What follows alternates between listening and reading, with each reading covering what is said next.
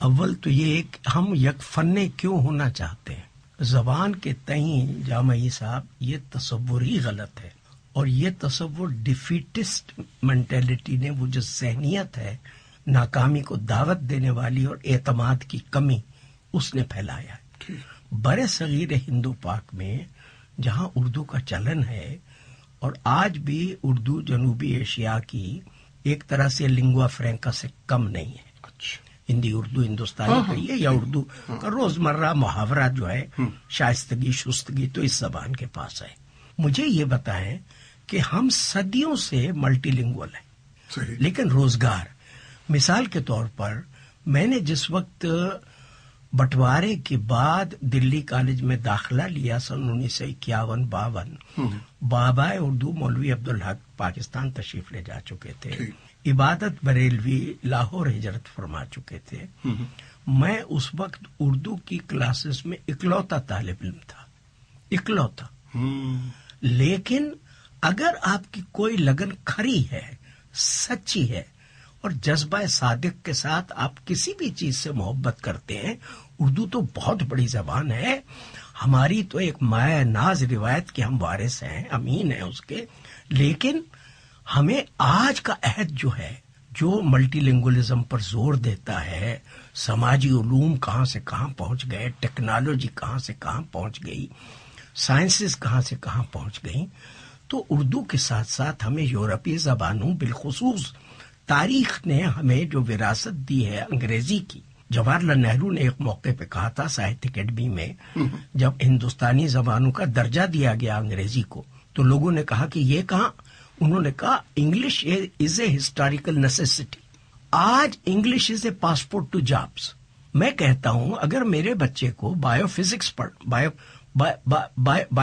پڑھنا ہے، یا اس کو ایسٹرو فزکس پڑھنا ہے، یا اس کو ٹیکنالوجی کے کسی شعبے میں جانا ہے، اور تو اور MBA کرنا ہے، یا لا بھی کرنا ہے، اگر پاکستانی کانسٹیٹیوشن یا انڈین کانسٹیٹیوشن، کیا یا MBBS کرنا ہے، یا میڈیکل ڈاکٹر بننا ہے، انجینئر بننا ہے، تو کیا وہ صرف اردو کے سہارے؟ اردو چھوڑیے صاحب، بنگالی، وہ تو کہتے ہیں ہماری زبان سے بڑی کوئی زبان نہیں.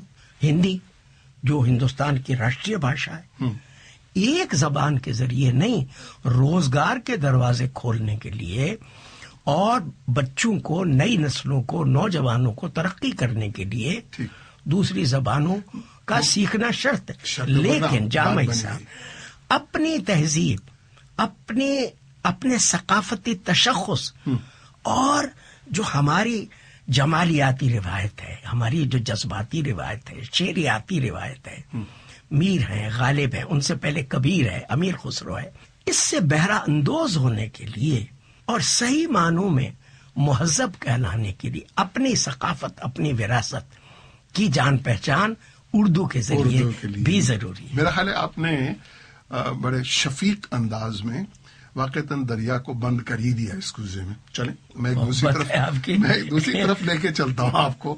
یہ میں خود بھی نوٹ کر رہا ہوں جی، اور جو میرے معاصرین ہیں ان سے بھی میں سنتا ہوں کہ زبان میں کچھ عجیب اٹکھیلیاں یا چھیڑ چھاڑ ہو رہی ہے. میں آپ کو اس کی مثال دیتا ہوں. کوڈ سوئچنگ ہوتی ہے. اب کہا ڈے اینڈ نائٹ کہا جاتا ہے، دن و رات نہیں کہا جاتا. صفائی ستھرائی کے بجائے نیٹ اینڈ کلین کہا جاتا ہے. اس سے بھی زیادہ بیڑا غرق جہاں پر ہوتا ہے وہ یہ کہ میں وہاں ان سے ملنے تو گیا تھا، وہ تھے ہی نہیں وہاں پہ. یہ بٹ جو ہے، اس بٹ کا میں کیا کروں؟ یہ کیا ہے؟ دیکھیں، جب کوئی محتاط زبان لکھے گا، فرض کیجئے آپ ناول لکھ رہے ہیں، افسانہ لکھ رہے ہیں، اور آپ کے کردار اس طرح کی زبان بول رہے ہیں، تو جو فکشن لکھنے والا ہے وہ چاہے گا کرداروں کو اوتھینٹسٹی دینے کے لیے اس طرح کی زبان بھی لکھے. جیسی سنسکرت پلیز میں بعض جگہ ابرنش کا استعمال ہوا ہے، بولی ٹھولی کا استعمال ہوا ہے، تاکہ معلوم ہو کہ یہ دیہاتی ہے، یہ گنوار ہے، یا یہ بازار کی زبان بول رہا ہے، یا یہ بمبئیا اردو بول رہا ہے، یا یہ لاہور کی اردو بول رہا ہے، یا یہ حیدرآبادی اردو بول رہا ہے. تو وہاں، لیکن میں آپ کو ایک لطیفہ سناتا ہوں. شفیع صاحب، زبان پہلے تو یہ تصور کر لیجئے کوئی جامد چیز نہیں، یہ پتھر نہیں ہے. اچھا، اٹ از ڈائنامک. یہ ایک نامیاتی حقیقت ہے. ہر نامیاتی حقیقت ہر ڈائنامک حقیقت بدلتی ہے. میں مثال دیا کرتا ہوں، زبان بہتے ہوئے دریا کا پانی ہے جو 1 سیکنڈ کے بعد پچھلا پانی آپ کے پیر پر نہیں آئے گا، بدل جائے گا. اچھا، بدلتا کیسے ہے؟ اس طرح کے روزمرہ محاورات جن کی آپ مثال دے رہے ہیں وہ تو ایک بے پرواہی یا عام چلن، لیکن جب کوئی سٹینڈرڈ زبان لکھنے بیٹھے گا، یا جس طرح انگریزی میں ہے بھائی کونکنی بھی بولی گئی اور برٹش ریسیوڈ پروننسیشن بھی ہے، اور جیمز بائبل کی انگریزی بھی ہے، تو ایک غالب کی اردو تو غالب کی اردو رہے گی. فیض کا روزمرہ تو فیض کا روزمرہ رہے گا. اور اس کے ساتھ ساتھ زبان جو فطری طور پر بدل رہی ہے، اس کے لیے ہم اردو والوں کو تیار رہنا پڑے گا. کیسے؟ یہ میں آپ سے پوچھنا چاہ رہا تھا، اس لیے کہ برک اور میکالے ان کو آپ بدل نہیں سکتے، ان کو تو آپ کو پڑھنا پڑے گا، اور وہی زبان یا بھاشا آپ کو بولنی پڑے گی جو ان کی ہے. اگر وہ جاتی رہی تو پھر ادب اور لٹریچر. لیکن جامعی صاحب، زبان آپ کی اور میری محتاج نہیں، وہ اپنے آپ کو خود بھی بدلتی ہے فطری طور پر. کیسے؟ ہم نے عربی فارسی سے ہزاروں لفظ لیے، اردو نے جذب کیے. ہمارا ہاضمہ بہت اچھا ہے اردو کا. ہم تو ترکی کو پی گئے، انگریزی کو، یورپی زبانوں کو، فرانسیسی کو، اس کو اس کو. سید سلیمان ندوی عرب ہند کے تعلقات میں لکھتے ہیں، سننے والی بات ہے کہ میں ایک بازار سے گزر رہا تھا انقرہ کے، اور میں نے ایک بورڈ پڑھا جس کا مفہوم کچھ اس طرح تھا کہ ہمارے جوتے ظریف بھی ہیں اور متین بھی ہیں. ہمارے جوتے ظریف بھی ہیں اور متین بھی ہیں. اور 2 لفظوں پہ غور فرمائیے، ظریف اور متین. ظریف اور متین. کہنے لگے، میں نے ساتھی سے پوچھا کہ یہ کیسا، کہ جوتے مذاق بھی کریں گے اور سنجیدگی سے بھی پیش آئیں گے. تو اس نے کہا جی نہیں، یہاں ظریف سے مراد ترکی میں ہے کہ ان کا ظرف اچھا ہے، یعنی آرام دہ ہے، اور متین سے مراد ہے کہ مضبوط.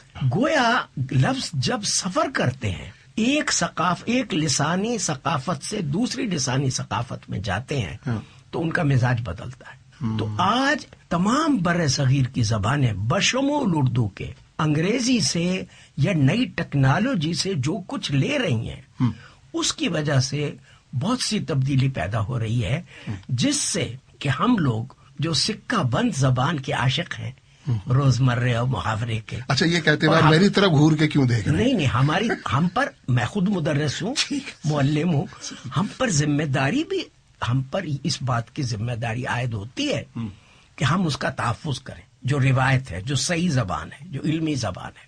لیکن وہ زبان جو اپنے آپ بدل رہی ہے، اس پر کوئی جبر نہیں کر سکتا، تاریخ بھی جبر نہیں کر سکتی. ورنہ آج ہندوستان میں برہمنوں کی زبان سنسکرت ہی بولی جا رہی ہوتی. مہاتما بدھ اپنی تعلیمات پالی میں نہ دیتے، پراکرتیں نہ بنی ہوتی، اب برنچیں نہ آئی ہوتی، کبیر کی زبان، امیر خسرو کی زبان نہ بنی ہوتی، اور اردو نہ بنی ہوتی. کے قواعد اضافتیں سب جاتی رہیں.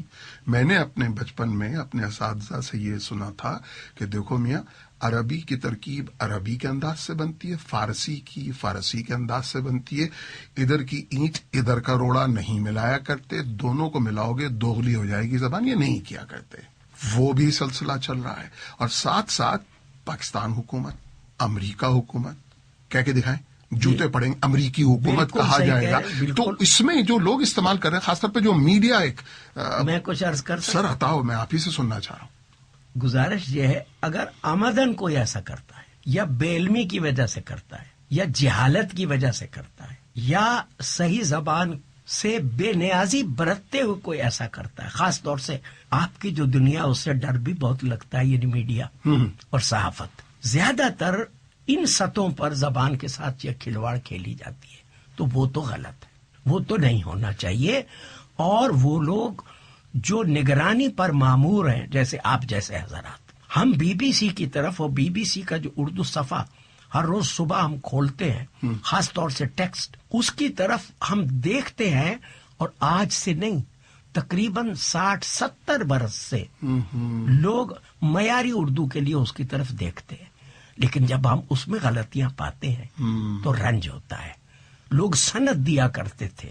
مثال کے طور پر کسی زمانے میں نارنگ خیال نکلتا تھا, بالکل, ہمایوں نکلتا تھا, ادبی دنیا نکلتا تھا. بالکل. ان پرچوں کی صحافت کا ایک معیار تھا. نقوش نے بھی ایک معیار قائم کیا. ہندوستان میں ساقی تھا, نیاز فتح پوری کا نگار تھا, اور اس طرح کے بیسیوں پرچے. میں نے اپنے بچپن میں پھول بجنور سے نکلتا تھا, غنچہ تھا, کھلونا تھا. تعلیم ہوتی تھی نئی نسلوں کی. آج نئی نسلوں کی نگہداشت نہیں ہو رہی. تو وہ تو میں کہوں گا کہ اس کی نگہداشت ہونا چاہیے, اور معیار بندی جس کو کہ اسٹینڈرڈائزیشن آف لینگویج پر ضرور توجہ ہونا چاہیے. اور یہ کی جو بے احتیاطی کی بدترین مثالیں ہیں, ان کی اصلاح ہونا چاہیے. لیکن زبان اپنے جینیس سے جیسے بدلتی ہے, اس کے تئیں بہت زیادہ پیورسٹ رویہ اپنانا بھی اچھا نہیں.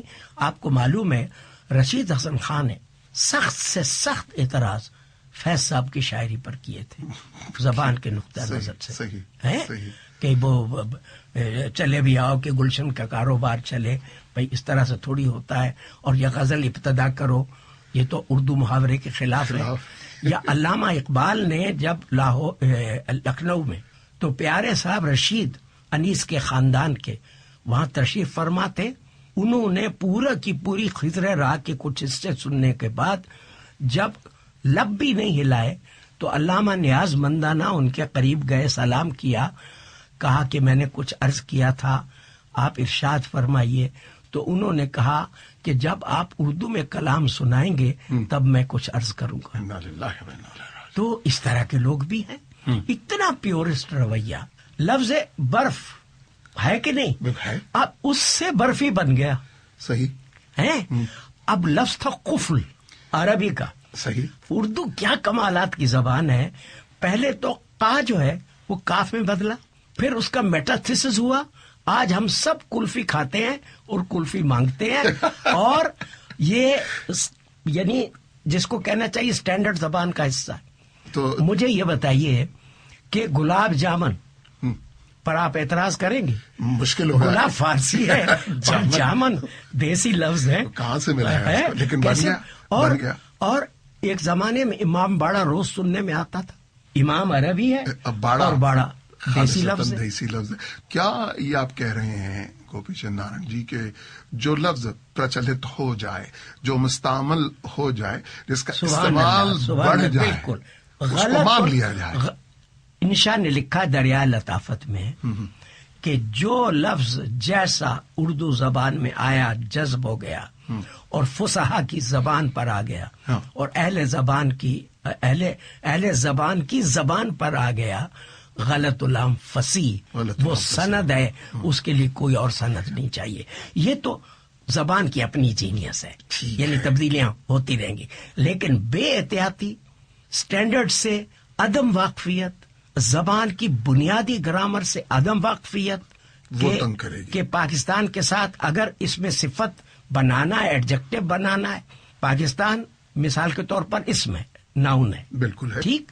تو امریکہ اسم ہے, ناؤن ہے, علم ہے. تو جب اس میں صفت لگائیں گے تو امریکی بنے گا. دہلی سے دہلوی لگائیں گے تو اس میں صفت بنے گا. ہند کے ساتھ ای لگائیں گے تو ہندی بنے گا. تو پاکستان کے ساتھ ای لگائیں گے تو پاکستانی بنے گا. پاکستانی کھانا, پاکستانی آب و ہوا, پاکستانی زبان, پاکستانی حکومت. اب وہ بے توجہی جو صرف و نیو کے سامنے کے اصولوں کی ہے, وہ بے توجہی برتنا, زبان کے ساتھ بے انصافی کرنا تو ہے, اپنے ساتھ بھی بے انصافی کرنا. یہاں قدرتی طور پر آپ مجھے ایک ایسے مقام پر لے آئے کہ میں اس سوال کو مثبت انداز میں پوچھوں, اس لیے کہ میں متاثر ہوں آپ کی گفتگو سے. تو کیا آپ یہ کہیں گے کہ اردو رہے گی, اردو کا مستقبل ہے؟ میں اصل میں پوچھنا یہ چاہ رہا تھا, کیا خیال ہے, اردو رہے گی, مر جائے گی؟ میں 60 برس سے خود دیکھ رہا ہوں اپنی آنکھوں سے, اور میں نے بٹوارے کے بعد ہندوستان میں وہ زمانہ دیکھا ہے جب لوگ کہتے تھے کہ اردو کے دن لد گئے, اردو یہاں سے گزر گئی. لیکن جیسے میں کہتا ہوں کہ سیاست سے اور سرکاروں سے زبانوں کو سرپرستی سے فائدہ تو پہنچتا ہے، لیکن نہ زبانیں سرکاروں کی سرپرستی زبانیں بنا سکتی ہے نہ مٹا سکتی ہے۔ آج بھی اردو کی جڑیں ہندوستان میں زندہ ہیں۔ نئی ٹیکنالوجی آنے کے بعد بھی اگر اردو ایک زندہ زبان ہے یا کوئی بھی زندہ زبان ہے، مثال کے طور پر پنجابی ہے یا سندھی ہے یا بنگالی ہے یا مراٹھی ہے یا گجراتی ہے، کوئی بھی، ہر زبان اپنے ڈائنامزم کے ذریعے ایڈجسٹمنٹ کرے گی۔ اگر ایڈجسٹمنٹ کر کے وہ باقی رہ سکتی ہے، اور اردو چونکہ مخلوط زبان ہے، اس کا دامن طرح طرح کے پھولوں سے بھرا ہوا ہے، کسی دوسری زبان کو اچھوت مانتی نہیں، گلے سے لگا لیتی، فوراً اپنا لیتی ہے۔ تو یہاں تو ایسی زبان جس کے بغیر بالی ووڈ کی فلمیں نہیں چل سکتی، جس کے بغیر ہمارا سیٹلائٹ میڈیا، اس کے جن میں کروڑوں نہیں اربوں کا انویسٹمنٹ آج ہوتا ہے، جو یہ اس طرح کے سیریلز آتے ہیں جس کو یعنی سوپ آپرا کہتے ہیں، یہ گھر گھر کی کہانی ہے، ساس بہو کی کہانی ہے، فلاں پوری میں millions of people are watching it. اور سنگیت، موسیقی اور غزل گائکی، یہ جو رس پڑا ہے، میں تو اردو والا ہوں، میں تو غالب کا عاشق ہوں، یا میں مہدی حسن کو سنوں گا جھوموں گا، لتا کو سنوں گا جھوموں گا، بنگالی کیوں جھومتا ہے؟ وہ بھی بنگالی کیوں جاوید اختر کے گانے سننا چاہتا ہے، یا گلزار کے گانے سننا چاہتا ہے، یا غلام علی کو سننا، مراٹھی، گجراتی سیٹھ، ہیرا بیچنے والے،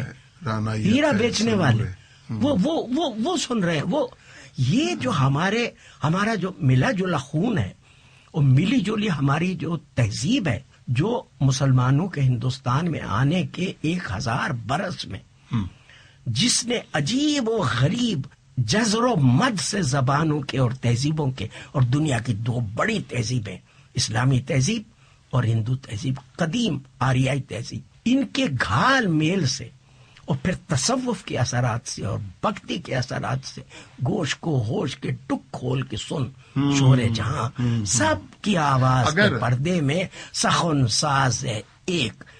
یا غالب کہتا ہے ہم موحد ہیں، ہمارا کیش ہے ترک رسوم، ملتیں جب مٹ گئیں اجزائے ایما ہو گئی۔ ایک غیر معروف شاعر کا شعر آپ کو سناتا ہوں، کیا کہتا ہے کہ میں تو یہاں کچھ ایسا ہے کہ پیار کا شہر بسانے والا تھا، تو نے کیوں بارود بچھا دی دھرتی میں؟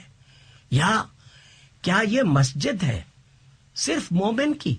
کیا یہ کافر ہیں سب خدا کے بغیر؟ یہ جو دلوں کو جوڑنے والا معاملہ اس زبان کا ہے، یہ جو پیار کے 2 بول بلاتی ہے، سلامتی کی ہماری زبان، امن و آشتی کی، جگانگت کی، محبت کی، جس نے 1000 برس تک مختلف قوموں، فرقوں، نسلوں، یہ مسلکی جھگڑے، فرقہ وارانہ جھگڑے، یہ تناؤ، یہ ابریشن ہے تاریخ کا۔ کیا ہوا؟ بچے کو ماں نے چھوڑ دیا یا ماں بچے کو چھوڑ بھاگی؟ جو زبان کے گہوارے تھے اردو کے، انہوں نے اردو کو چھوڑ دیا یا اردو ان سے اپنا دامن بچا کے کٹ لی؟ کیا ہوا کیا؟ اب یہ سیروگیٹ مدرز اردو کے لیے برطانیہ ہے، جرمنی ہے، فرانس ہے، امریکہ ہے، یہاں پر جو ادب کی زبان کی پرورش ہو رہی ہے، یہاں پر جو اس کو سجایا سنوارا جاتا ہے، یہاں پر جو اس کے قواعد کے سپارے بنا کر کے اس کو پڑھا جاتا ہے، یہ گہواروں میں کیوں نہیں ہو رہا؟ گہواروں میں ہر جگہ تبدیلی ہے، ہر جگہ اردو نئی تاریخی تبدیلیوں کی زد میں ہے، اور وہاں بھی اردو جوجھ رہی ہے حالات سے، ہندوستان میں، پاکستان میں بھی جوجھ رہی ہے، اور یہ تاریخ کی نئی کروٹ ہے جو نقل مکانی ہوئی ہے آبادیوں کی، ایشیائی آبادیوں کی بڑے پیمانے پر۔ اس کی وجہ سے صرف اردو ہی نہیں، بہت سی زبانیں ٹرانسپلانٹ ہو گئی ہیں مغربی آبادیوں میں، جس کی وجہ سے تہذیب کے مسائل بھی ہیں، ثقافت کے مسائل بھی ہیں، اور زبان کے۔ یہ سیروگیٹ مدرز تو ضرور ہیں، لیکن یوں سمجھیے کہ اردو کی تاریخ کا ایک نیا ورق ہے، کیا معلوم یہ ورق بھی کچھ سنہری ورق ثابت ہو۔ یہ پیوند کاری چل پائے گی یا اس کے دھاگے کھل جائیں گے؟ پیوند کاری تو یہ ہے بے شک، اور نئی نسلوں کو اڈاپٹ بھی کرنا پڑے گا، نئے حالات کو کر رہی ہیں. ہم ایشیائی، ہم ہندوستانی، پاکستانی اس معاملے میں کمال کی شخصیت ہیں. جہاں جہاں ہمارے لوگ پہنچے ہیں کامیابی کے جھنڈے انہوں نے گاڑ دیے ہیں. دوسری نسلوں اور قوموں کے مقابلے میں بر صغیر کا جو ذہن ہے وہ کہیں زیادہ زرخیز ہے. اور لسانی اعتبار سے چونکہ ہم ملٹی لنگول ہیں، مونو لنگول نہیں ہیں، یک زبانی نہیں ہیں، ہم ہمہ زبانی ہیں، یزو لسانی ہیں، اس وجہ سے ہم اڈاپٹ بھی آسانی سے کرتے ہیں. اور اگر ہم اپنی ثقافت، اپنی تہذیب، اپنی موسیقی جو ہمارے لاشعور میں بسی ہوئی ہے اور غزل، اس کو چھوڑ نہیں سکتے تو یہ سیروگیٹ مدر جو ہے اس سے بھی کچھ نہ کچھ میں سمجھتا ہوں کہ افادے کی ہی امید رکھنی چاہیے. ہاں بات وہی ہے، ذرا سٹینڈرڈ پر نگاہ رکھنے والی معیار بندی کی طرف جو ادارے تعلیم دیتے ہیں، یا خود آپ کا اتنا بڑا جو میڈیا کا دنیا بھر کا سب سے جس کو کہنا چاہیے مشہور ترین اور معتبر ترین اور مستند ادارہ مانا جاتا ہے BBC، یعنی یہاں سے بھی اگر اردو کی زبان کی نگہداشت ہوتی رہے اور ذرا املا کی طرف بھی توجہ فرماتے رہیں آپ حضرات، تو میں سمجھتا ہوں کہ سیروگیٹ مدرس پر بہت کرم ہوگا. آخری جملہ یہ ہے کہ بچے ماں کو اکثر چھوڑ دیا کرتے ہیں، مائیں بچوں کو نہیں اور نئی زمینوں کی طرف جاتے ہیں، زرخیز زمینوں کی طرف، گرین پیسچرز کی طرف. ماؤں کی محبت ہمیشہ قائم رہے. خوش نصیبی ہے آپ کی بات کو اپنے سامعین تک پہنچانا. میرے سامع کے لیے، میرے سامعین کے لیے کوئی مشورہ، کوئی نصیحت؟ یہاں میں چپ ہو جاؤں گا.